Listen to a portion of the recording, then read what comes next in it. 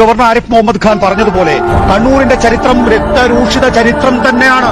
ഒരു സംശയവുമില്ല കാര്യത്തില്. നോക്കൂ, അതൊക്കെ അഭിമാനത്തോടു കൂടി പറയുന്ന ജില്ല തന്നെയാണ് കണ്ണൂർ.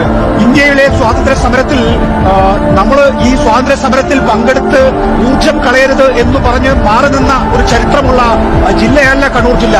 ഒട്ടേറെ രക്തരൂഷിത സമരത്തിലൂടെ ബ്രിട്ടീഷുകാരെ തുരത്തുന്നതിന് വേണ്ടി കണ്ണൂരിൽ എത്ര പേരാണ് ജീവൻ ബലിയർപ്പിച്ചിട്ടുള്ളത്. നോക്കൂ, ഈ ഗവർണർ ആരിഫ് മുഹമ്മദ് ഖാൻ RSSന്റെ പിൻബലത്തോടു കൂടിയാണല്ലോ ഇവിടുന്ന് കീലേരി വാസു കളിക്കുന്നത്. ഈ RSSന് ഒരാളെ ചൂണ്ടിക്കാണിക്കാനില്ല ഇന്ത്യൻ സ്വാതന്ത്ര്യ സമരത്തിൽ പങ്കെടുത്തു എന്ന് പറയാൻ, ഇന്ത്യൻ സ്വാതന്ത്ര്യ സമരത്തിൽ ജീവൻ ബലികഴിച്ചു എന്ന് പറയാൻ. അതുകൊണ്ട് അതാണ് ബ്ലഡി കണ്ണൂർ എന്ന് ഗവർണർ ആരിഫ് മുഹമ്മദ് ഖാൻ ഉദ്ദേശിക്കുന്നെങ്കിൽ അഭിമാനത്തോടെ കണ്ണൂരിന് പറയാൻ കഴിയും കണ്ണൂരിന്റെ ചരിത്രം രക്തരൂഷിത ചരിത്രം തന്നെയാണ് എന്ന്. കണ്ണൂരിന്റെ ചരിത്രത്തിൽ വേറെയും രക്തരൂഷിതമായിട്ടുള്ള സംഘർഷങ്ങൾ ഉണ്ടായിട്ടുണ്ട്.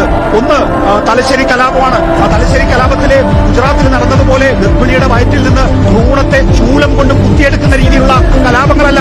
ഇന്ത്യയിലെ മുസ്ലിങ്ങളെ, ഇന്ത്യയിലെ ന്യൂനപക്ഷങ്ങളുടെ പള്ളികൾക്ക് വേണ്ടി ജീവൻ മരണ പോരാട്ടം നടത്തി കാവൽ എന്ന ചരിത്രമാണ് കണ്ണൂരിനുള്ളത്.